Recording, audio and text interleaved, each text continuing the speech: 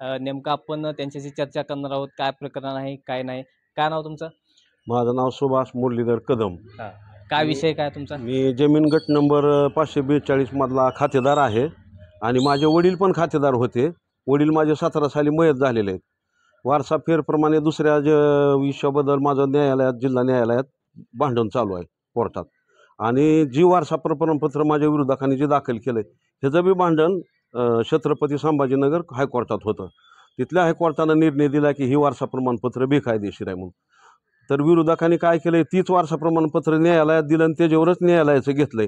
Online अर्ज फेरचा भरलाय. कोण आहेत विरोधक, कोण आहेत? माझे विरोधक बहुच आहेत माझे हे. बरं, ह्याच्यापूर्वी मागणी कुठे कुठे केलेली आहे, तक्रारी कुठे कुठे हा, केलेल्या आहेत? मी तक्रार तहसीलदार कार्यालयापर्यंत न्यायप्रविष्ट प्रकरण पहिलं बी प्रलंबित आहे आणि आता माझं न्यायप्रविष्ट प्रकरण जिल्हा कोर्टात आहे.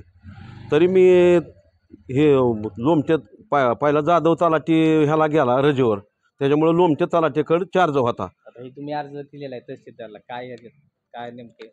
ह्याच्यात मी अर्ज दिलेला आहे, मी मंडळ अधिकाऱ्याकडे अर्ज दिलेला आहे की तुमच्याकडे प्रकरण जे सुनावणीसाठी आहे ती प्रकरण तहसीलदार यांच्याकडे वर्ग करावं तुम्ही म्हणून. तरी ती म्हणले मला की तहसीलदारकडे अर्ज द्या. म्हणून मी 21/8/2025 रोजी तहसील कार्यालय, जिल्हा अधिकारी साहेब आणि उपविभागीय अधिकारी साहेब यांच्याकडे अर्ज दाखल केला आहे की प्रकरण मंडळ अधिकाऱ्याकडून वर्ग करून घ्यावं आपण आपल्याकडे म्हणून. किती दिवस झाले चालू आहे प्रकरण? हे आता महिना दीड महिना झालं चालू आहे. त्यांनी 22 तारखेला मला नोटीस आलेली होती, तेव्हापासून तारखा चालू आहे. ते आता दुसरा मंडळ अधिकारी आलाय, पण ती बी मला वाकडं बोलतोय की मी बावनकुळेच्या आदेशाप्रमाणे मला फेर घ्यायला काय अडचण आहे म्हणून.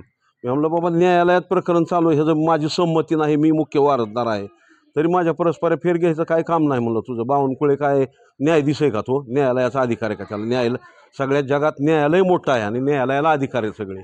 तरी ह्या मंडळ अधिकाऱ्यानं कोर्टाचा अवमान होईल असं वागू नये, त्याच्यामुळे त्यानं प्रकरण माझं वर्ग करावं, माझी अशी मागणी आहे. ही पोच मी काल त्याला दिली त्याच्या तारखेला. ज्या ज्या ठिकाणी तुम्ही तक्रारी दाखल केली आहे हो, या संदर्भात, हो. तुम्हाला प्रत्युत्तर काय भेटलेलं आहे प्रशासनाकडून? अजून काहीच भेटलेलं नाही. तक्रार म्हणून रजिस्टर चालू आहे, पण एखाद्या वेळेस ती लाचीला बळी पडून फेर घेण्याच्या बी मार्गावर आहेत ती गपचूप, जास्त भरमसाठ मिळाल्यामुळं. लाच कोण कोण घेते? ह्यानं लाच घेतलेली ना लोमच्या तलाठीनं, त्याच्यामुळे त्यानं उगं फेर धरला. काय फेर धरून नोटीस दिली मला साहेब. हो, माझा आरोप आहे त्याच्यावर की त्यानं लाच घेतली, 100% घेत. ते फेरच धरला नाही त्यानं. आता काय भूमिका काय? आता भूमिका काय नाही, फेर तक्रार भरली माझ्या तलाठीने ह्या गावच्या ह्याच्यावर, काय माझा दोष नाही बिचाऱ्यावर. त्यानं तक्रार रजिस्टर भरली आणि मंडळ अधिकारी पाठवून दिली. आता मंडळ अधिकाऱ्यानं तहसीलदारकडे वर्ग करावा, तिथं तारखा चालून काय निर्णय होईल ती होईल. मागणी काय राहणार? आता मागणी माझी फक्त मंडळ तहसील कार्यालयात प्रकरण चालावं माझं वारसा फेरचं. आणि मागणी माझी आहे की माझी एक बहीण माझ्या वडिलाच्या आई वडिलाच्या आधी वारलेली आहे, त्याच्यामुळे मला न्यायालयाची नोटीस नाही, काय नाही. वारसा प्रमाणपत्र जे आहे ते माझं ऑब्जेक्शन आहे की ती चुकीचं आहे, पण आता तुम्हाला मी न हजर करता न्यायालयातून त्यांनी घेतलंय, त्याच्यामुळे त्याला माझा नाविलाज आहे ना. तुमच्या परस्पर हे? हो, माझ्या परस्पर हो. मला कोर्टाची नोटीस नाही किंवा काय नाही, मी मुख्य वारसदार आहे वडिलाचा. माझ्या कळलं तुम्हाला फेरवल्ला आहे?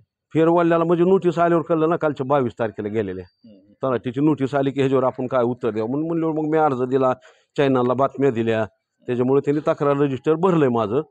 पण माझं म्हणणं की मंडळ अधिकाऱ्यानं ह्याच्यात ऑब्जेक्शन न घेता तहसील कार्यालयात फाईल पाठवावी, तिथं आपलं दोन्ही वकिलाचं न्याय निर्णय होऊन काय अर्जर होईल ती होईल, अशी माझी मागणी आहे, ही विनंती आहे माझी.